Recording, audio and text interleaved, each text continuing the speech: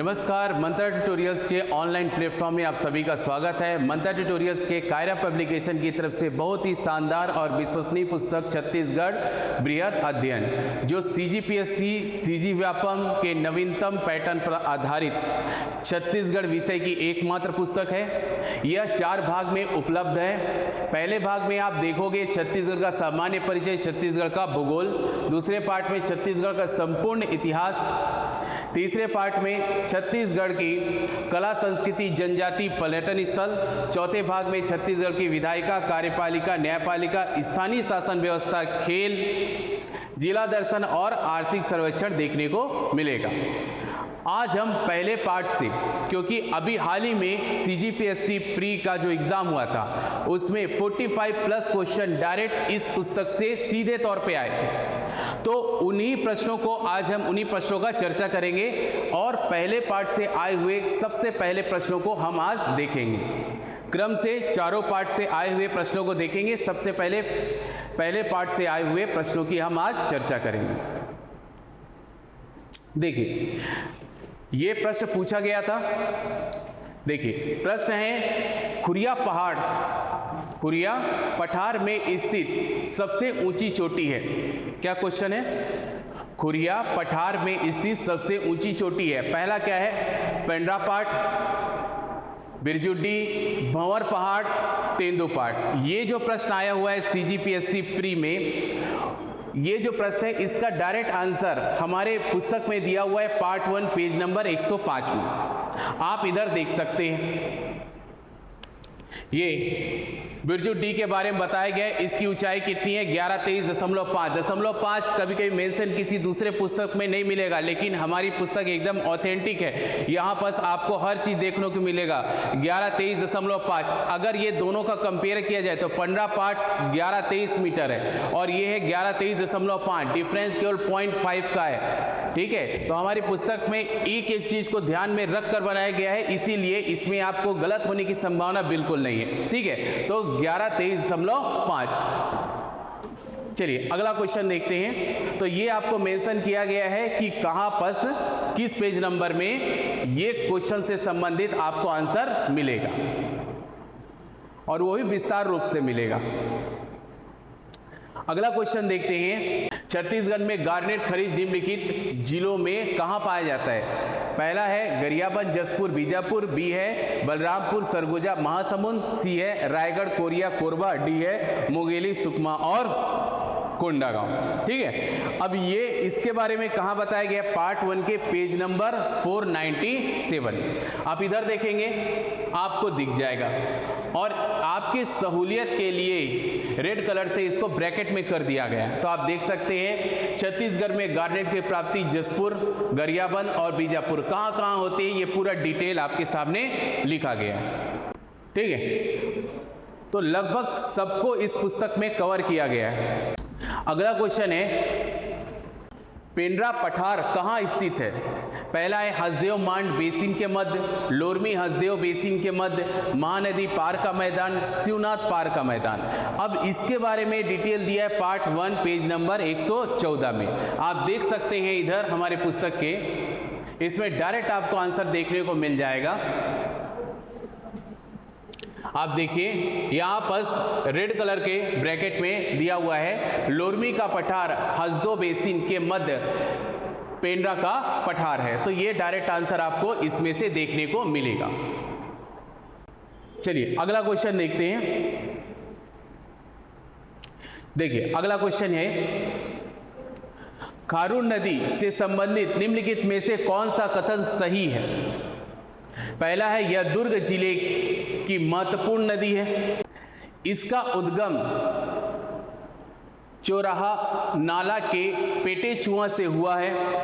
तीसरा है दुर्ग रायपुर सीमा में यह नदी लगभग 80.5 किलोमीटर बहती है। यह नदी ढाल के अनुरूप 300 मीटर से 150 मीटर की ऊंचाई में प्रवाहित होती है। ऑप्शन में दिया हुआ है 1 और 2, दूसरे ऑप्शन में 1, 2, 3, तीसरे ऑप्शन में 1, 2, 4 और उपर्युक्त में से सभी। इस प्रकार के प्रश्न ज्यादा पूछे जाते हैं। ऐसे ही प्रश्नों के आधार पर इस पुस्तक का निर्माण किया गया है और अगर इस पुस्तक का आप अध्ययन करेंगे तो इस प्रकार के प्रश्न आपके लिए दिक्कत नहीं करेंगे। देखिए, इसमें डायरेक्ट यहां से आपका ये बुक है हमारी और इस बुक में यहां से ये पुस्तक उठाया गया, यानी कि इस क्वेश्चन का आंसर आपको यहां पर ब्रैकेट में जो रेड कलर का है उसके अंदर इस क्वेश्चन का आंसर आपको प्राप्त हो जाएगा। देखिए, पार्ट 1 पेज नंबर 218। ठीक है, इसीलिए हम लोग पेज नंबर को मेंशन किया है कि एग्जैक्ट जगह में आप आसानी से उसको ढूंढ सको। ठीक है, अगला प्रश्न क्या बोलता है, कोटली जलप्रपात कहां स्थित है? आपके ऑप्शन है कन्हार नदी, रिहंद नदी, बनास नदी, मांड नदी। इसके बारे में पार्ट 1 पेज नंबर 258 में दिया गया है, आप देख सकते हैं। ये देखिए, कन्हार नदी के बारे में दिया है, ये कोटली जलप्रपात एकदम एग्जैक्ट दिया हुआ है और एग्जैक्ट क्वेश्चन आया हुआ है, डायरेक्ट पॉइंट टू पॉइंट। अगला क्वेश्चन देखते हैं। क्वेश्चन क्या है, अब ये क्वेश्चन मुख्यमंत्री अमृत योजना से संबंधित है।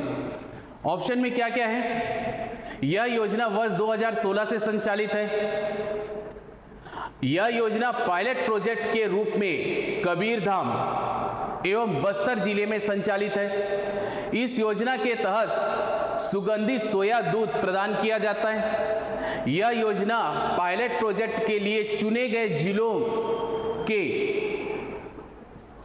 2554 प्राथमिक एवं 1165 माध्यमिक विद्यालयों में संचालित की जा रही है। अब आपको इसमें ऑप्शन में दिया गया केवल पहला, केवल दूसरा, केवल तीसरा, उपर्युक्त में से सभी। तो इसके बारे में हमारे बुक में डायरेक्ट पार्ट 1 पेज नंबर 678 में दिया गया है, आप यहां पर देख सकते हैं। ये देखिए, मुख्यमंत्री अमृत योजना, आप देखेंगे मुख्यमंत्री अमृत योजना, ये पूरा डिटेल दिया हुआ है। मुख्यमंत्री अमृत योजना के बारे में आपको सब कुछ दिया हुआ है। ठीक है, तो आसानी से इसका आंसर आपको इसमें से पता चल जाएगा। देखिए, अगला क्वेश्चन देखते हैं। देखिए, छत्तीसगढ़ में पाए जाने वाले खनिज कॉलम 1, उसके स्थान कॉलम 2। अब क्या करना है, सुमेलित करना है। इस प्रकार के क्वेश्चन बहुत आते हैं। ठीक है, तो सबसे पहला आपका ये जो खनिज है, ठीक है, और कहां पाया जाता है ये दिया हुआ है। ठीक है, अब इसमें से आपको सही मेल यानी सही जोड़ी मिलानी है। तो इसके बारे में हमारी जो ये बुक है वो पार्ट 1 पेज नंबर 490, क्योंकि ये अलग अलग खनिज के बारे में दिया गया है। ठीक है, तो ये अलग अलग खनिज के बारे में दिया गया है, तो इसीलिए अलग अलग पेज नंबर में इसके पूरे आंसर उपलब्ध हैं। तो अगर देखेंगे तो page number 490, page number 493, page number 495 और पेज नंबर 497 में आपको इसका कंप्लीट आंसर मिलेगा। ठीक है, कंप्लीट आंसर मिलेगा। ये जितने भी खनिज है, जैसे क्वार्टजाइट है, माइका है, लेड है, फायर क्ले है, तो इसके संबंध में जो भी कहां कहां पाया जाता है पूरा डिटेल इस पेज नंबर में आपको देखने को मिल जाएगा। ये देखेंगे आप यहां पर, ये जो रेड कलर से ब्रैकेट में किया गया है, इसके माध्यम से बताया गया है कि कहां कहां ये प्राप्त होता है। तो अगर आप पूरा इसको देखेंगे तो आपको जितने भी खनिज दिए गए हैं क्वेश्चन में, उसका सारा आंसर आपको देखने को इसमें मिल जाएगा। ये देखिए, ठीक है, मैं इसलिए दिखा रहा हूं कि जितने ब्रैकेट में है केवल उसी को आप देखिए, उसमें आपको आसानी से पता चल जाएगा कि कौन सा खनिज किस क्षेत्र में पाया जाता है, जो दिए गए ऑप्शन में दिया गया है। ठीक है, ये फायर क्ले के बारे में दिया गया है, कोरबा के गुड़ी पर्वों में पाया जाता है। तो इस प्रकार से आपको लगभग सब जो एक खनिज दिया गया है वो कहां पाया जाता है, उसका आपको पूरा डिटेल इसमें मिल जाएगा। इसीलिए पेज नंबर अलग अलग दिया गया है, जिससे आपको ढूंढने में आसानी ना हो। एकदम एक्चुअल लोकेशन दिया गया। पार्ट नंबर 1 पेज नंबर 490, 493, 495 और 497 में कंप्लीट इसका आंसर आपको प्राप्त हो जाएगा। अगला क्वेश्चन देखते हैं। अगला क्वेश्चन है, छत्तीसगढ़ की सकल घरेलू उत्पाद में विद्युत, गैस एवं जल आपूर्ति के योगदान में वृद्धि दर स्थिर भाव 2011-12 किस वर्ष न्यूनतम रही है? ठीक है, ये टफ क्वेश्चन है। तो आपको ऑप्शन के रूप में दिया गया अलग अलग समय, 2022-23, 2023-24, 24-25 और कभी नहीं रही। ठीक है, तो इसके बारे में दिया हमारे पार्ट वन पुस्तक है। ठीक है, उसके पेज नंबर 564। ठीक है, 564 में इसके बारे में दिया गया है। देखिए, आप देखेंगे ये दिया हुआ है, डायरेक्ट दिया हुआ है। ठीक है, तो इसका आंसर क्या आएगा? इसका आंसर आएगा 2023-24। ठीक है, आंसर क्या आ जाएगा? 2023-24, डायरेक्ट पूछा गया प्रश्न। ठीक है, ये बेनिफिट है आपको इस पुस्तक पढ़ने से। अगला क्वेश्चन देखते हैं। तो छत्तीसगढ़ में स्कूली शिक्षा में सुधार हेतु Chhattisgarh accelerated learning for knowledge economy चौक बोला जाता है, संचालित की जा रही है। ठीक है, ये कथन और कारण से संबंधित क्वेश्चन है। इस प्रकार के क्वेश्चन भी आते हैं, तो इस बुक को अगर आप पढ़ोगे तो इस प्रकार के प्रश्न भी आपसे आसानी से बन जाएंगे। कारण में क्या बोला है? प्राथमिक स्तर पर छात्रों को उनकी मातृभाषा के आधार पर शिक्षण देने की व्यवस्था स्कूली शिक्षा विभाग द्वारा की जा रही है। ठीक है, अब बताना है कि ए और आर दोनों सही है और आर और ए की सही व्याख्या करता है। इस प्रकार के क्वेश्चन जनरली यूपीएससी पीएससी में देखने को मिल जाते हैं आपको। तो इस प्रकार के क्वेश्चन अगर आते हैं तो इस पुस्तक से पढ़ोगे तो इस प्रकार के क्वेश्चन में दिक्कत नहीं होगी। अब इससे बोला है ए और आर दोनों सही है, लेकिन आर ए की सही व्याख्या नहीं करता है।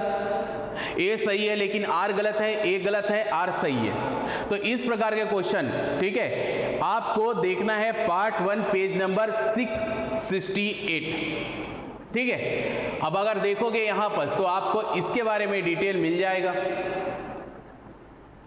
ये देखिए, अब शिक्षा से रिलेटेड है छत्तीसगढ़ माध्यमिक शिक्षा मंडल समग्र शिक्षा। अगला क्वेश्चन में क्या बोल रहा है? इसे बोला है पीएम कुसुम योजना, बहुत इंपॉर्टेंट है। पीएम कुसुम योजना के संदर्भ में निम्नलिखित में से कौन सा कथन सही नहीं है? ठीक है, यह योजना कृषि क्षेत्र को डीजल मुक्त बनाने के लिए है। छत्तीसगढ़ के वर्तमान बजट 2025-26 में इस योजना के लिए 326 करोड़ का प्रावधान किया गया है। इस योजना के लिए केंद्र सरकार कुल लागत का 30% या 60% तक सब्सिडी देता है। ठीक है, इस योजना में कृषक बंजर प्रति भूमि पर 2 मेगावाट तक सौर ऊर्जा संयंत्र स्थापित कर सकते हैं। ठीक है, अब अलग अलग ऑप्शन दे रखा है। इसके बारे में अगर आप जानना चाहते हो तो पार्ट 1 पेज नंबर 581 में, ठीक है, 581 में इसके बारे में दिया हुआ है। ठीक है, आसानी से आप इसके बारे में पता कर सकते हो। देखिए, डायरेक्ट दिया हुआ है, इसमें आपको ब्रैकेट में जो दिया हुआ है वो एक्चुअल इसी के बारे में जो पूछा गया उसी के बारे में इस ब्रैकेट के अंदर आपको पूरा डिटेल दिया है। तो आप इस डिटेल को पढ़ोगे तो आपको इस क्वेश्चन से संबंधित सारा डिटेल इसमें मिल जाएगा। तो बस ये पेज नंबर को याद रखिए, पेज नंबर 581।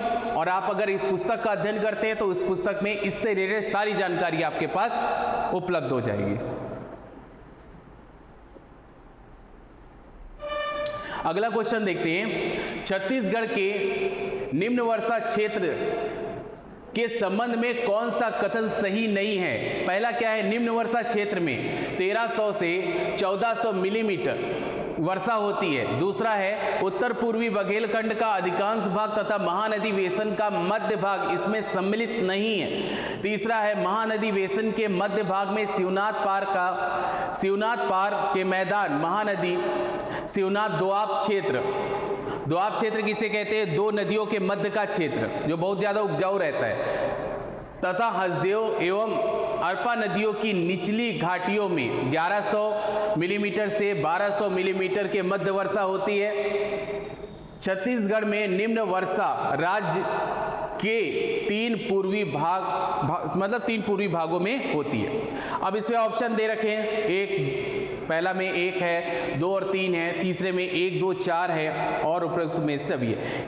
इसके बारे में आपको पार्ट 1 पेज नंबर 180 में पूरी तरीके से डिटेल बताया गया है। ठीक है, आप देखेंगे ये आपको पूरी तरीके से रेड कलर में दिया गया है, जिसमें आपको वर्षा के बारे में बताया गया और इसके बारे में डिटेल भी दिया गया है, निम्न वर्षा वाले क्षेत्र, ठीक है। और साथ साथ यहाँ पर भी आपको डिटेल दिया गया है कितनी वर्षा क्या होती है, ठीक है, समझिए। तो इस जो ब्रैकेट में दिया गया है, इस क्वेश्चन से संबंधित इसी से डायरेक्ट पूछा गया आंसर, मतलब क्वेश्चन है, तो आपको पूरा डिटेल इस ब्रैकेट में दिया गया है। अगला क्वेश्चन देखते हैं। ये कथन और कारण से संबंधित क्वेश्चन आ गया, ठीक है। अगर कथन और कारण से संबंधित क्वेश्चन में दिक्कत होता है तो एक बार इस पुस्तक का अध्ययन करिए, कथन और कारण से कोई भी दिक्कत नहीं होगा, ठीक है। कथन क्या बोलता है, इंद्रावती अभयारण्य को 1981 में राष्ट्रीय उद्यान का दर्जा प्राप्त हुआ। कारण है इंद्रावती राष्ट्रीय उद्यान को बाद में 1983 में प्रोजेक्ट टाइगर के अंतर्गत टाइगर रिजर्व घोषित किया गया। आपको ऑप्शन में दे रखे हैं ए आर दोनों सत्य है और आर ए की सही व्याख्या करता है। ए आर दोनों सत्य है लेकिन आर ए की सही व्याख्या नहीं करता है। ए सत्य है, आर असत्य है, ए असत्य है, आर सत्य है। इसके बारे में आप देखोगे पार्ट 1 पेज नंबर 440 में, 440 आप देखोगे 440 में इसके बारे में कंप्लीट दिया हुआ है। ये देखिए टाइगर रिजर्व के बारे में, ठीक है, टाइगर प्रोजेक्ट के बारे में, टाइगर रिजर्व के बारे में आपको इसमें दिया गया है, ठीक है। कब इसको राष्ट्रीय उद्यान का दर्जा मिला, टाइगर प्रोजेक्ट में कब शामिल किया गया, टाइगर रिजर्व कब बना, तो इस बारे में यहां पर इस बुक में पूरा दिया हुआ है और इससे डायरेक्ट क्वेश्चन आया हुआ है। क्वेश्चन है छत्तीसगढ़ राज्य की वर्तमान सिंचाई क्षमता के संदर्भ में कौन सा तथ्य सही है। वर्तमान में राज्य की सिंचाई क्षमता 21.76 लाख हेक्टेयर है। वर्तमान में प्रदेश में 2514 लघु सिंचाई योजनाएं निर्मित। राज्य में भूगर्भीय जल का 49.50% उपयोग में लाया जा रहा है। राज्य निर्माण के बाद 10.48 लाख हेक्टेयर क्षेत्र में अतिरिक्त सिंचाई क्षमता विकसित हुई है। अब आपको बताना है कौन सा सही है। इसके बारे में अगर आप देखोगे तो हमारे पेज नंबर अगर बोला जाए पार्ट पहला पेज नंबर 267 और 268, ये दो पेज नंबर इसलिए बताया गया है क्योंकि इसके बारे में डिटेल है, ये डिटेल क्वेश्चन है, तो इसको एक पेज से हमारे पूछा है और दूसरे पेज से पूछा है, ठीक है। तो ये अगर 2 पेज का आप अध्ययन करोगे तो आपको इसका कंप्लीट आंसर प्राप्त हो जाएगा। यहाँ आप देखोगे ये ब्रैकेट में दिया हुआ है इसके बारे में, यहाँ पर भूमिगत जल के बारे में दिया हुआ है पूरा। अगर आप नीचे की आओगे तो नीचे की ओर आओगे तो दूसरे पेज नंबर के बारे में भी इसमें से दिया हुआ है, ठीक है। ये 2 पेज नंबर के तहत आपका ये जो क्वेश्चन है वो कंप्लीट जो है आपको जानकारी मिल जाती है, ठीक है। तो जो पेज नंबर दिया है उस पेज नंबर को खोलकर जो रेड कलर में आपको इसके सामने दिख रहा होगा, ठीक है, इसी में आप अगर इस पेज का अगर अध्ययन करोगे तो आपको आसानी से ये आंसर प्राप्त हो जाएगा। देख ले अगला क्वेश्चन का आंसर। अगला क्वेश्चन क्या है, छत्तीसगढ़ औद्योगिक विकास नीति 2024 से 2030, ठीक है, के संबंध में निम्नलिखित में से कौन सा कथन सही है। पहला है छत्तीसगढ़ औद्योगिक विकास नीति 2024 से 30 दिनांक 1 नवंबर 2024 से 31 मार्च 2030 तक प्रभावशाली रहेगी। पहला कथन है। छत्तीसगढ़ औद्योगिक विकास नीति 2024 से 30 के अंतर्गत निवेश के आधार की दृष्टि से उद्योगों को 6 श्रेणियों में वर्गीकृत किया गया है। तीसरा है छत्तीसगढ़ औद्योगिक विकास नीति 2024 से 30 के अंतर्गत औद्योगिक निवेश प्रोत्साहन की दृष्टि से निवेशकों को 7 वर्गों में वर्गीकृत किया गया है। लास्ट है थ्रस्ट सेक्टर उद्यमों की सूची में न्यूट्रास्टिकल उत्पाद उद्यम शामिल है। अब ये 4 आपको ऑप्शन दिए गए हैं। इससे संबंधित अगर देखा जाए तो आपको विजिट करना पड़ेगा पार्ट 1 पेज नंबर 554, 555, 556। ये तीनों पेज नंबर का अध्ययन करोगे तो आप इससे संबंधित पूरा डिटेल आप प्राप्त कर पाओगे। ये आपको दिया गया है, इसका आपको अध्ययन करना पड़ेगा। ये औद्योगिक विकास नीति 2024 से 2030, ठीक है। आपको ये पूरा डिटेल दिया गया है, ये पूरा आपको डिटेल दिया है। इसका अगर आप अध्ययन करते हैं तो इस प्रश्न से संबंधित हर एक चीज आपको प्राप्त हो जाएगा। ये डायरेक्ट क्वेश्चन पूछा गया है और ये बुक इसीलिए बनाई गई है क्योंकि ये बुक है नवीनतम, जो अभी पैटर्न में लगातार क्वेश्चन में जो बदलाव हो रहे हैं उस आधार पे ये पुस्तक बनाई गई है और इस पुस्तक से बाहर आने की संभावना बिल्कुल नहीं रहती। तो एक बार इस पुस्तक का अध्ययन अवश्य करें। देखिए अगला क्वेश्चन में क्या बोला है, ठीक है। ये पेज नंबर दिया रहता है, इसके आधार पर ये समझ लीजिएगा कि इस पेज नंबर में इसके बारे में दिया हुआ है, अगले पेज में और दिया हुआ है और ये तीनों पेज जो है इस क्वेश्चन के कंप्लीट आंसर को कवर करते हैं। तो ये तीनों पेज का अगर आप अध्ययन कर लोगे तो ये क्वेश्चन का आपको कंप्लीट आंसर मिल जाएगा, उसका डिटेल मिल जाएगा और इससे संबंधित अगर अगले किसी भी एग्जाम में क्वेश्चन आते हैं तो छूटेगा नहीं। यानी हमारे इस पेज से ये डायरेक्ट क्वेश्चन उठाया हुआ है। अगला जो है क्वेश्चन, PMKSY के अंतर्गत स्प्रिंकलर सेट एवं ड्रिप सिस्टम उपलब्ध कराए जाने हेतु लघु सीमांत व अन्य कृषकों को क्रमशः कितने प्रतिशत अनुदान दिया जा रहा है? ठीक है, एक तो 55% लघु सीमांत कृषकों को, 45% अन्य कृषकों को, 45% लघु सीमांत कृषकों को और 55% अन्य कृषकों को, 50% लघु सीमांत कृषकों को, 40% अन्य को, या 65% लघु सीमांत को, 55% अन्य। ठीक है, ये परसेंट पेज पर है। अगर देखोगे तो हमारे पार्ट 1 पेज नंबर 338 में से डायरेक्ट क्वेश्चन ये आया हुआ है। देखिए यहां से ये क्वेश्चन डायरेक्ट आया हुआ है, आप देख सकते हैं। ठीक है, ठीक है, यहां से डायरेक्ट आया हुआ ये प्रश्न, ये देखिए PMKSY के बारे में पूरा डिटेल दिया और उससे रिलेटेड क्वेश्चन है तो पूरा डिटेल क्वेश्चन ये पूरा आपको यहां से डिटेल मिल जाएगा इस क्वेश्चन का आंसर। अगला क्वेश्चन है, छत्तीसगढ़ राज्य में वर्ष 2024 की स्थिति में बिजली उपयोग की स्थापित क्षमता मेगावाट में कितनी थी? अब ये 4 ऑप्शन आपके सामने दे रखे हैं, अब कितनी थी आपको बताना है। तो इसका आंसर है page number part 1 page number 568 में, यानी पार्ट 1 पेज नंबर 568 में इस क्वेश्चन का आपको डायरेक्ट आंसर मिल जाएगा। देखिए छत्तीसगढ़ राज्य विद्युत मंडल के बारे में पूरा डिटेल दिया हुआ है और ये ब्रैकेट में अलग से मेंशन किया हुआ है। अगर आप इसका पूरा अध्ययन करेंगे तो आपका आसानी से इसका आंसर मिल जाएगा।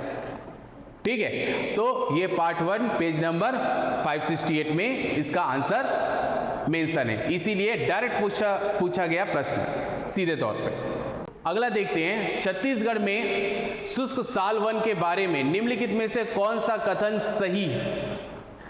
ठीक है, पहला है शुष्क साल वन कनाई रस पीड़िया और पटकुरा विकास खंड में ढालों पर पाए जाते हैं। शुष्क साल वन की ऊंचाई 21 से 22 मीटर तक होती है। शुष्क साल के वन लेटराइट मिट्टी युक्त समतल पठारी भागों में जहां जल का निकास अच्छा है मिलते हैं और शुष्क साल वन डोगरगढ़ और खैरागढ़ रेंज में मिलते हैं। तो ये क्वेश्चन है, इसमें 4 ऑप्शन दिए रखे हैं। अब इसका डिटेल आपको मिलेगा पार्ट 1, यानी ये पूरा पार्ट 1 से संबंधित जो आए हुए क्वेश्चन है उसके बारे में। तो पार्ट 1 पेज नंबर 400, ठीक है, 400 में अगर आप जाते हैं तो आपको ये पूरा डिटेल आपको देखने को मिलता है। छत्तीसगढ़ में वन संसाधन के बारे में आपको पूरा ये डिटेल है और इसी के अंतर्गत ये क्वेश्चन आया हुआ है। यहां से पहला पार्ट खत्म होता है, अब चालू होता है दूसरा पार्ट, और जो दूसरा पार्ट है वो छत्तीसगढ़ के इतिहास से जितने भी प्रश्न आए हैं उसका समावेश है।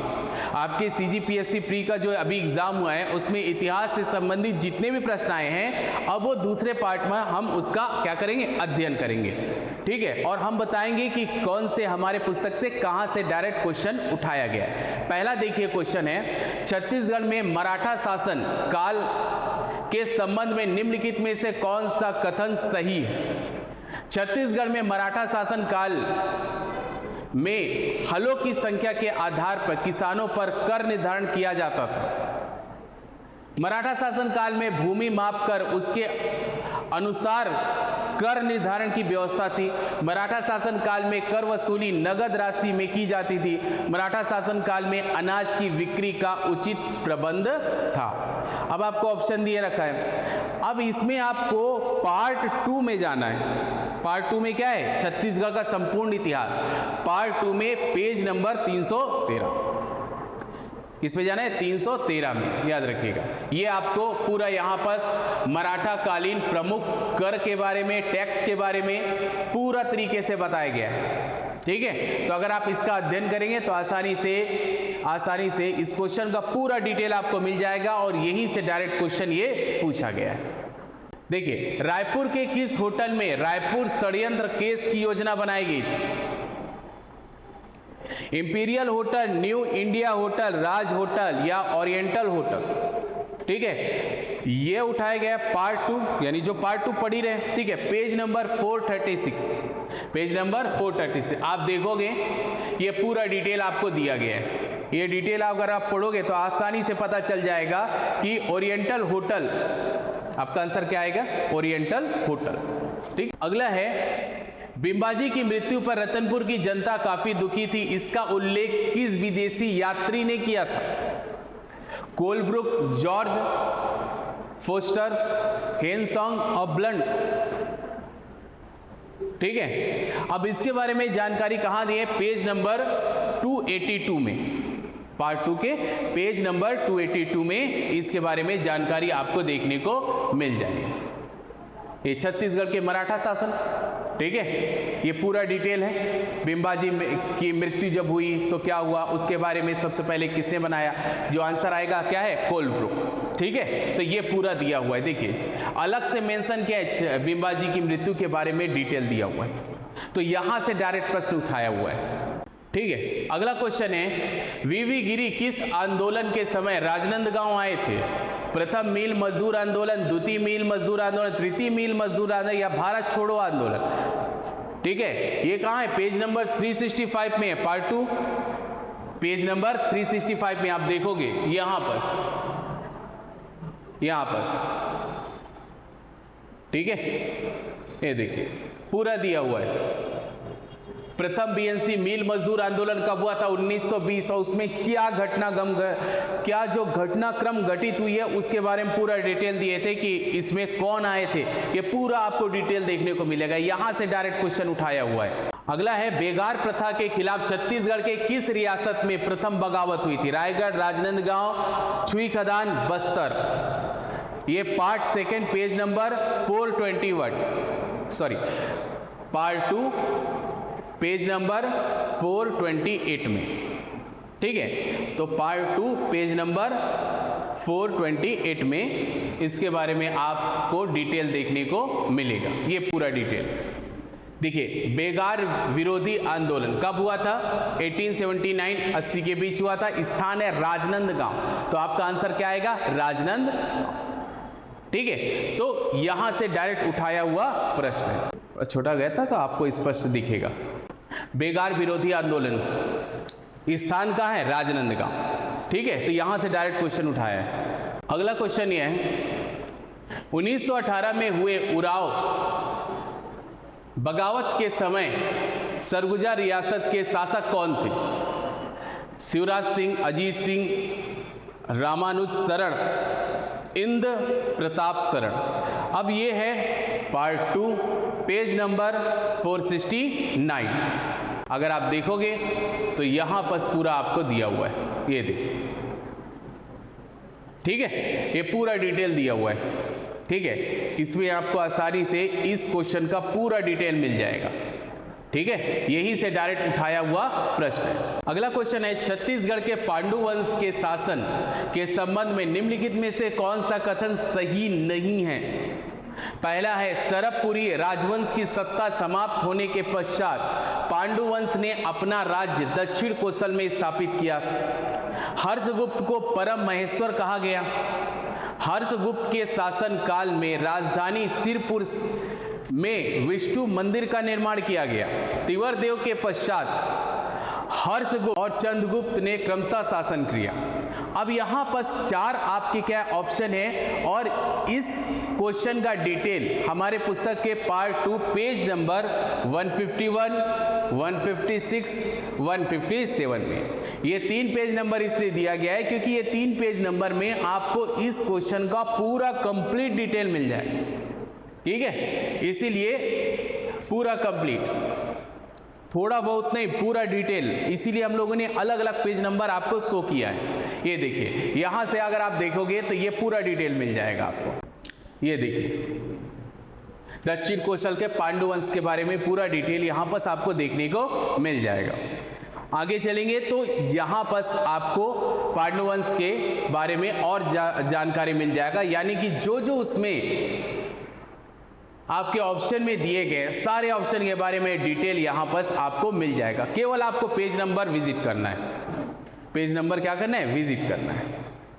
अब पार्ट तीसरे में हम जनरली पार्ट तीसरे में हम आ गए हैं। इसमें क्या पढ़ेंगे हम लोग, छत्तीसगढ़ के कला संस्कृति से जो क्वेश्चन आए, जनजाति से क्वेश्चन आए हैं और पर्यटन स्थल से जो क्वेश्चन आए हैं उसका अब हम अध्ययन करेंगे।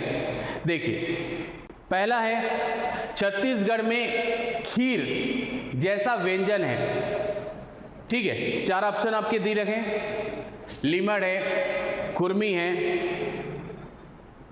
चौलेसर है, तरामई है, ठीक है। तो ये है हमारे पार्ट 3, यानी हमारे बुक का जो पार्ट 3 है उसमें से आया, पेज नंबर है 354, डिटेल यहीं से डायरेक्ट क्वेश्चन उठाया हुआ है, यहीं से डायरेक्ट क्वेश्चन उठाएगा और ये पूरा आपको दिया गया है। इतनी बेहतरीन तरीके से पुस्तक को बनाया गया है जिसमें आपको दिखेगा पूरा डिटेल, आपको एक एक चीज दिखेगा व्यंजन के बारे में, ठीक है। ये व्यंजन है, प्रयुक्त सामग्री है, स्वाद कैसा है, बेहतरीन तरीके से इसको बनाया गया है बुक को। देखिए आपसे कोई क्वेश्चन इसमें से छूटेगा नहीं अगर आप इस पुस्तक का अच्छे से अध्ययन करोगे। अभी मार्केट में कैसी पुस्तक अवेलेबल है वो सब पुराने पैटर्न पर है। हम लोगों ने इस पुस्तक को ऐसा बनाया है कि नवीनतम पैटर्न में जैसा क्वेश्चन आ रहा है उसी प्रकार से आपको ना तो ढूंढने में तकलीफ हो, ना पढ़ने में तकलीफ हो, ना समझने में तकलीफ हो और आपसे क्वेश्चन भी ना छूटे। इस आधार पर पुस्तक को बनाया गया है। तो एक बार पुस्तक का अध्ययन जरूर करें। अगर आपको छत्तीसगढ़ से संबंधित कोई भी दिक्कत हो, सब कुछ छोड़िए, इस पुस्तक का अध्ययन कीजिए। इस पुस्तक को पढ़ने के बाद छत्तीसगढ़ से एक भी प्रश्न आपसे नहीं छूटेगा। अगर ये पुस्तक का अध्ययन नहीं किए तो आपकी जो तैयारी है सीजीपीएससी और सीजी व्यापम की वो अधूरी है। पर्रा भर लाई काव्य संग्रह के लेखक हैं डॉक्टर गोरेलाल चंदेल, डॉक्टर बिहारी लाल साहू, पंडित श्यामलाल चतुर्वेदी, डॉक्टर सुरेंद्र दुबे। यह पार्ट 3 के पेज नंबर 239 से उठाया हुआ क्वेश्चन है, डायरेक्ट क्वेश्चन उठाया हुआ है। आप देखेंगे इधर पंडित श्यामलाल चतुर्वेदी इसके लेखक हैं, एकदम डिटेल दिया गया है। ये देखिए डायरेक्ट क्वेश्चन पूछा गया है, देखिए कोई इधर उधर नहीं, डायरेक्ट क्वेश्चन है, ठीक है। आप देख सकते हैं डायरेक्ट क्वेश्चन पूछा गया है। देखिए फर्रा भर काव्य संग्रह, लेखक कौन है, पंडित श्यामलाल चतुर्वेदी, डायरेक्ट क्वेश्चन आया। अब इससे बेस्ट क्या होगा। अगला है घोटुल का सामूहिक मनोरंजन गीत है ककसार, लोरिक चंद्रा, फुल्की पाटा, डोला पारा। ये हमारे पार्ट 3 के पेज नंबर 73 में आपको पूरा डिटेल मिल जाएगा। ये देखिए छत्तीसगढ़ की लोक नृत्य, अगर आप इसका डिटेल अध्ययन करेंगे तो इसका आंसर आसानी से मिलेगा, प्लस और भी बहुत सारी जानकारियां आपको मिल जाएंगी, ठीक है। ये देखिए घोटुल परिसर के बारे में बताया गया है, ठीक है। तो इस पेज नंबर का आप डिटेल अध्ययन करेंगे तो आपको सारी जानकारी मिल जाएगी और यहीं से डायरेक्ट क्वेश्चन को उठा के उसमें पीएससी प्री में पूछा गया है।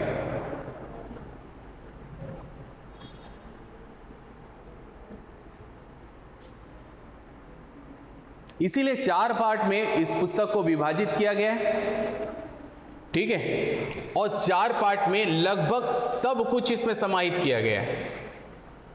इस पुस्तक को पढ़ने के बाद अन्य पुस्तक को टच करने की जरूरत नहीं पड़ेगी। अगला है छत्तीसगढ़ में बिहई किसका एक प्रकार है, नृत्य, चौक, लोक गीत या लोक नाट्य, ठीक है। अब इसके बारे में दिया हुआ है पार्ट 3 पेज नंबर 89 में दिया गया है। अगर आप देखेंगे तो छत्तीसगढ़ के चित्रकला मतलब यहां पर देखेंगे तो ये पूरी तरीके से विस्तार से बताया गया है, ठीक है। ये पूरी तरीके से विस्तार, ये देखो बिहाई चौक जो क्वेश्चन पूछा गया है, डायरेक्ट उठाया गया क्वेश्चन, ठीक है। तो इस पुस्तक के अध्ययन करेंगे तो आपसे कोई प्रश्न नहीं छूटेगा। देखिए अगला क्वेश्चन में क्या है, कॉलम 1 में दिए गए शास्त्रीय संगीत नृत्य को कॉलम 2 में दिए गए उनसे संबंधित छत्तीसगढ़ के प्रसिद्ध विभूतियों को सुमेलित करना। ऐसे क्वेश्चन बहुत आते हैं, ठीक है। अब ये शास्त्रीय नृत्य संगीत दिए गए हैं और ये जो प्रसिद्ध विभूति उनके नाम दिए गए हैं, ठीक है। जैसे कथक है, तबला है, सिंगार है, भरतनाट्यम है, ये नाम दिया गया है, ठीक है। तो आपको यहां पर सही सुमेलित करना है, ठीक है। अब ये क्वेश्चन जो आया हुआ है आपके सामने जो क्वेश्चन दिख रहा है, ये डायरेक्ट हमारे बुक से पार्ट 3 जो हम अभी जिसकी चर्चा कर रहे हैं पेज नंबर 368 से डायरेक्ट उठाया हुआ प्रश्न है। देखिए, ये देखिए आपको दिख जाएगा, ये देखिए ये पूरा एक टेबल में हम लोगों ने इस प्रकार से व्यवस्थित किया है जिससे आपको पढ़ने में बहुत आसानी हो, ज़्यादा दिक्कत ना हो। देखिए इधर वाद्य यंत्र है, ठीक है, और उससे संबंधित जो विभूतियां हैं उनके बारे में इसमें लिखा गया है, जो कलाकार है, ठीक है, उनका नाम दिया गया है। तो बहुत ही बेहतरीन तरीके से इसको बनाया गया है। आपसे कोई क्वेश्चन नहीं छूटेगा अगर इससे संबंधित अगर क्वेश्चंस आते हैं तो आपसे नहीं छूटेंगे अगर आप इसका अध्ययन करते हैं। देखिए पूरी तरीके से व्यवस्थित रूप से इसको बनाया गया है, यहां से डायरेक्ट क्वेश्चन आया हुआ है ये। अगला क्वेश्चन देखते हैं, 20 दुआरिया मंदिर कहां स्थित है? मल्हार ताला गांव, Duturia, Ratanpur. Part 3 page number 311। ये देखिए, ये देखिए पूरा दिया हुआ है, ठीक है, पूरा दिया हुआ है आपको। अब ये किसमें दिया हुआ है? छत्तीसगढ़ के प्रमुख पर्यटन स्थलों का परिचय अगर देखेंगे पढ़ेंगे तो लगभग इसी से क्वेश्चन उठा के ये वाला आया, ठीक है। तो यहां से डायरेक्ट क्वेश्चन पूछा गया है, ठीक है, यहां से डायरेक्ट क्वेश्चन पूछा गया है। ये ब्रैकेट में दिया हुआ है तो आप इसे देख सकते हैं, डायरेक्ट क्वेश्चन यहां से पूछा गया है। अगला क्वेश्चन है, निम्नांकित में से कौन सी जनजाति में आत्मा में विश्वास किया जाता है? टोडा, कोडा, उराव, उपयुक्त में से सभी। Part 3 page number 183, page number 183, ठीक है। क्या आएगा? उराव जनजाति। ये पूरा डिटेल दिया हुआ है, जनजाति से संबंधित जितना भी कुछ हो सकता है सारा चीज इसमें अवेलेबल है आपका, ठीक है। क्योंकि अधिकतर लोगों को, अधिकतर स्टूडेंट को जनजातियों से संबंधित ज़्यादा डिटेल नहीं मिल पाता और इसमें आपको कंप्लीट डिटेल मिलेगा। इससे बाहर आपको पढ़ने की आवश्यकता नहीं है, इसी से क्वेश्चन आते हैं। डायरेक्ट क्वेश्चन उठाया हुआ है। देखिए ये लिखा हुआ है, उराव जनजाति आत्मा को पूर्वजों या परमात्मा से मिलने की क्रिया, ठीक है, क्रिया छाई भीतर कहलाती है। यानी कि एक तरीके से बोला जाए तो उराव जनजाति जो है वो किस पर विश्वास करते हैं? आत्मा पर। तो इस प्रकार से इस पुस्तक से डायरेक्ट आया हुआ प्रश्न है। अगला है, निम्नलिखित में से कौन सा आभूषण कान में पहना जाता है? नॉर्मल सा क्वेश्चन है, तितरी, लेरकी, झुमका, पाटिया, ठीक है। अब इसमें आपको बताने हैं, ठीक है। तो इसके लिए, ठीक है, पार्ट 3 पेज नंबर 356 में अगर आप विजिट करोगे तो आपको कंप्लीट टेबल दिया हुआ है जिसमें आभूषणों के बारे में पूरा डिटेल बताया गया है, ठीक है। आभूषणों के बारे में पूरा डिटेल आपको देखने को मिल जाएगा। देखिए छत्तीसगढ़ के आभूषण, पूरा डिटेल आपको, कहाँ कौन से आभूषण पहने जाते हैं, क्या बोला जाता है उनको, पूरा डिटेल आपको मिल जाएगा, ठीक है। तो ये पूरा डिटेल आपको यहाँ पर देखने को मिल जाएगा। अगला क्वेश्चन देखते हैं, धर्मेश किस जनजाति के प्रमुख देवता है? उराव, मुरिया, भुंजिया और बिजवार। इसके बारे में डायरेक्ट क्वेश्चन उठाया है पार्ट 3 से पेज नंबर 183 से। आप देखेंगे, ये देखिए, धर्मेश जो सूर्य देव का ही दूसरा नाम है धर्मेश, ठीक है। अब यहां पर देखेंगे ये पूरा दिया हुआ, ब्रैकेट में इसलिए मेंशन किया गया कि आपको दिखे कि यहां से डायरेक्ट क्वेश्चन पूछा गया है, ठीक है। तो आप अगर इसके बारे में पढ़ेंगे डिटेल छत्तीसगढ़ की अन्य प्रमुख जनजातियों में, तो ये आपको पूरा डिटेल, इस क्वेश्चन का आंसर पूरा इसमें प्राप्त हो जाएगा। ठीक है, ये देखिए ब्रैकेट में दिया हुआ है। अगला क्वेश्चन है, उरांव जनजाति में सरहुल त्योहार का आयोजन कब होता है? नई फसल आने पर, साल वृक्ष में फूल उगने पर, कृषि के दौरान, उपयुक्त में से कोई नहीं। Part 3 page number 183। ठीक है, आप देखेंगे पेज नंबर 183 में पूरा डिटेल आपको इस क्वेश्चन का आंसर मिल जाएगा। डायरेक्ट उठाया हुआ प्रश्न है, ये भी जनजातियों से संबंधित क्वेश्चन है। ठीक है, देखिए आपका आंसर है, चैत्र महीने में साल वृक्ष में फूल आने के अवसर पर, ठीक है, सरना देवी की पूजा की जाती है और उसमें कौन सा त्योहार मनाया जाता है? सरहुल महोत्सव या सरहुल उत्सव। ठीक है, तो ये डायरेक्ट क्वेश्चन हमारे बुक से पूछा गया है। ठीक है, डायरेक्ट क्वेश्चन बुक से आया गया। अब पार्ट 4 से आए हुए प्रश्नों का अध्ययन करेंगे। सबसे पहला क्वेश्चन को देखिएगा, ग्राम सभा के संदर्भ में निम्नलिखित कथनों पर विचार कीजिए।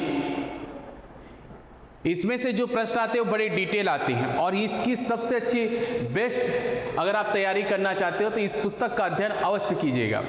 ग्राम पंचायत क्षेत्र का प्रत्येक निवासी इसका सदस्य होगा। ग्राम सभा की बैठक प्रत्येक 3 माह में कम से कम एक बार होगी। ग्राम सभा के बैठक की अध्यक्षता सरपंच और उप सरपंच के अनुपस्थिति में वरिष्ठतम पंच करेंगे। आपको ऐसे प्रश्नों को अगर सॉल्व करना है तो वर्डिंग को बहुत अच्छे तरीके से समझना पड़ेगा। ठीक है, लास्ट है, ग्राम सभा के सदस्यों की कुल संख्या के 1/3 से अधिक सदस्यों की लिखित मांग की जाने पर 30 दिवस यानी 30 दिन के भीतर ग्राम सभा की बैठक बुलाई जाएगी। आपके ऑप्शन दे रखे। ठीक है, अब अगर इसका अध्ययन करना है तो आपको पार्ट 4 पेज नंबर 85 और 86 विजिट करना पड़ेगा, क्योंकि लंबा क्वेश्चन है, 2 पेजेस में इसके डिटेल आपको बारे में देखने को मिल जाएगा। आप देखोगे यहां से तो ग्राम सभा के बारे में धारा 3 से धारा 7 के बारे में पूरा डिटेल आपको देखने को मिल जाएगा। पूरा डिटेल आप देखने को मिल जाएगा। ये देखिए पूरा डिटेल आपको देखने को क्या है मिल जाएगा। ये ग्राम सभा, ग्राम पंचायत, ये पूरा पंचायती राज व्यवस्था के बारे में पूरा डिटेल दिया गया है।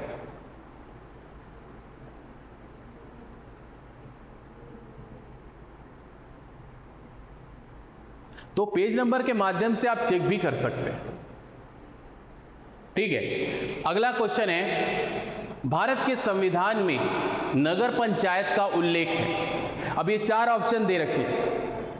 ठीक है, अब इसके बारे में अगर आपको जानकारी चाहिए तो हमारे पार्ट 4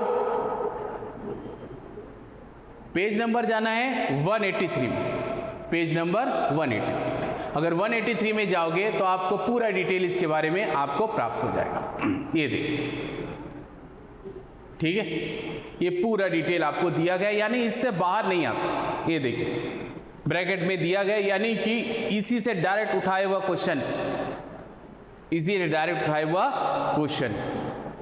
ठीक है, अगला क्वेश्चन है, छत्तीसगढ़ के एसडीजी जिला स्तरीय प्रगति रिपोर्ट 2023 के आधार पर 2 कॉलम दिए गए। ठीक है, कॉलम 1 एसडीजी लक्ष्य को प्रगति में शीर्ष जिले, कॉलम 2। ठीक है, तो कॉलम 1 और कॉलम 2 में जो शीर्ष जिलों में प्रगति हुई उसके आधार पर इसको सेट करना है। अब अगर ये जो क्वेश्चन है थोड़ा टफ है, और ये देखिए हमारे बुक से डायरेक्ट आया था पार्ट 4 पेज नंबर 380 अगर देखेंगे तो ये देखिए डायरेक्ट पूछा गया क्वेश्चन। ठीक है, बेहतरीन ढंग से लिखा गया है। आप देखेंगे एसडीजी के बारे में पूरा रिपोर्ट 2023 देखिए पूरा दिया हुआ है। ये देखिए बहुत बेहतरीन तरीके से आपके सामने प्रस्तुत किया गया है इस बुक के माध्यम से। यहीं से डायरेक्ट क्वेश्चन उठाया हुआ है। ठीक है, यहीं से डायरेक्ट क्वेश्चन उठाया गया है। चलिए अगला क्वेश्चन देखते हैं। क्वेश्चन क्या है, निम्नलिखित में से कौन सा विकल्प जनपद पंचायत की संरचना में शामिल नहीं है? पहला है, राज्य विधानसभा के समस्त ऐसे सदस्य जिनके निर्वाचन क्षेत्र का भाग पूर्णतः जनपद पंचायत क्षेत्र में आता है निर्वाचित हुए हैं। राज्य विधानसभा के समस्त ऐसे सदस्य जिनके निर्वाचन क्षेत्र का भाग अंशतः जनपद पंचायत क्षेत्र में आता है निर्वाचित हुए।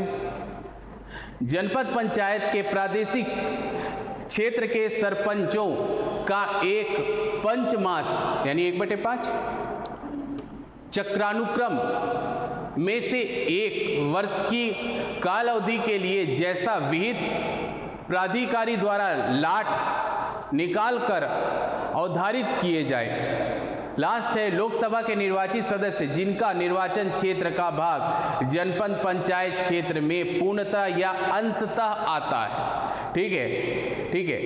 अब ये इसके बारे में बताना है कि कौन शामिल नहीं है किसमें, जनपद पंचायत की संरचना में। अब इसमें अगर आपको ठीक है इसके बारे में डिटेल आपको देखना है तो पार्ट 4 पेज नंबर 94 में अगर आप जाते हैं तो आपको पूरा डिटेल जनपद पंचायत की संरचना में आपको पूरा डिटेल मिलेगा। देखिए अधिक से अधिक जानकारियां इसमें दी गई है, ये पूरा डिटेल आपको दिख जाएगा। ये इसी से संबंधित प्रश्न आया था और ये पूरा डिटेल आपके सामने है। ठीक है, अगला प्रश्न आगे देखते हैं। तो छत्तीसगढ़ राज्य के बजट 2025-26 में पीएम जनमन सड़क निर्माण योजना एवं मुख्यमंत्री समग्र ग्रामीण योजना के लिए कितना बजट क्रमशः आवंटित किया गया है। देखिए ये बजट से संबंधित क्वेश्चन है तो इसीलिए आपको बजट संबंधी टॉपिक को पूरा डिटेल पढ़ना पड़ेगा और इस पुस्तक में पूरा डिटेल टॉपिक दिया है। आपको जाना है पार्ट 4 पेज नंबर 387 और 388। आपको बजट संबंधी पूरा डिटेल मिलेगा। ये क्वेश्चन डायरेक्ट यहीं से उठाया गया है। ठीक है, आपको बहुत ही बेहतरीन तरीके से बजट में जो घोषणाएं हुई थी उसके बारे में इस बुक में आपको देखने को मिलेगा। बहुत ही बेहतरीन तरीके से लिखा गया है इसमें प्रमुख घोषणाएं, जो प्रमुख घोषणाएं देखिए बेहतरीन तरीके से लिखा गया है। आपसे जो जो इंपॉर्टेंट चीजें वो सारा मेंशन किया गया, यानी इसके बाहर कुछ नहीं। ठीक है, इसके बाहर कुछ नहीं। ये देखिए बजट से संबंधित जो जो आपके महत्वपूर्ण घोषणाएं हैं वो सारा चीज इसमें आपको दिया गया। यही चीज आपसे डायरेक्ट बार बार क्वेश्चन पूछे जाते हैं, अगला क्वेश्चन दिया गया है, छत्तीसगढ़ राज्य में ग्राम पंचायतों का वार्डों में विभाजन किया जाता है राज्यपाल द्वारा, राज्य निर्वाचन आयोग द्वारा, जिले के कलेक्टर द्वारा या संबंधित ग्राम सभा द्वारा। आपको जाना है पार्ट 4 पेज नंबर 90 में पूरा डिटेल आपको दिया हुआ है। ठीक है, ये देखिए, ठीक है, ये पूरा दिया हुआ है। देखिए डायरेक्ट आंसर दिया है, प्रत्येक ग्राम पंचायत क्षेत्र को कम से कम 10 वार्डों में विभाजित किया जाता है जैसा कलेक्टर अवधारित करे, तथा प्रत्येक वार्ड एक सदस्यीय वार्ड होगा। यानी कि आपको यहां से डायरेक्ट लिया हुआ क्वेश्चन है। ठीक है, समझिए ये पूरा आपको यहीं से ये क्वेश्चन लिया गया है। तो ये पूरा डिटेल भी आपके सामने प्रस्तुत किया गया है। तो ये इसका भी आपको कंप्लीट अध्ययन करेंगे तो ग्राम पंचायत के संबंधित सारे क्वेश्चन आपसे बन जाएंगे। अगला क्वेश्चन है, पंचायत उपबंध अनुसूचित क्षेत्रों पर विस्तार अधिनियम 1996 के अनुसार ग्राम में साधारणतया शामिल होंगे पूर्वा या पूर्वों का समूह, समुदाय समाविष्ट हो, कम से कम 200 की जनसंख्या हो, परंपराओं और रूढ़ियों के अनुसार कार्यकलापों का प्रबंध करता हो। ठीक है, आपको पार्ट 4 पेज नंबर 142 में जाओगे तो इसका पूरा डिटेल आपको देखने को मिल जाएगा। ये देखिए ग्राम पंचायत उपबंध अनुसूचित क्षेत्रों पर विस्तार, ये पूरा डिटेल आपको दिया। यहीं से डायरेक्ट क्वेश्चन उठाया हुआ है, यहीं से पूरा डायरेक्ट क्वेश्चन उठाया हुआ है, देख सकते हैं। ठीक है, यहीं से पूरा क्वेश्चन उठाया गया है। आप वीडियो पॉज करके भी देख सकते हैं इसको, डायरेक्ट क्वेश्चन यहीं से उठाया गया क्वेश्चन। ठीक है, तो आज हम लोगों ने चर्चा की जो CGPSC प्री में आए पूरे क्वेश्चन है, 45+ क्वेश्चन हमारे इस बुक से डायरेक्ट आए हैं। ठीक है, तो इस बुक का आप अध्ययन कीजिए और अध्ययन करने के बाद आपको लगेगा कि CGPSC और CG व्यापम से छत्तीसगढ़ से जितने भी प्रश्न आते हैं आपसे कोई भी प्रश्न आपसे छूटेगा नहीं। और इस पुस्तक को अगर आप अध्ययन करते हैं तो अन्य पुस्तकों को पढ़ने की आवश्यकता नहीं है, क्योंकि ये पुस्तक संपूर्ण छत्तीसगढ़ के पाठ्यक्रम को कवर करता है। तो इस पुस्तक से अधिक प्रश्न आते हैं, तो आप एक बार इस पुस्तक का अध्ययन जरूर करें। इस पुस्तक का अध्ययन एक बार जरूर करें। ठीक है, धन्यवाद।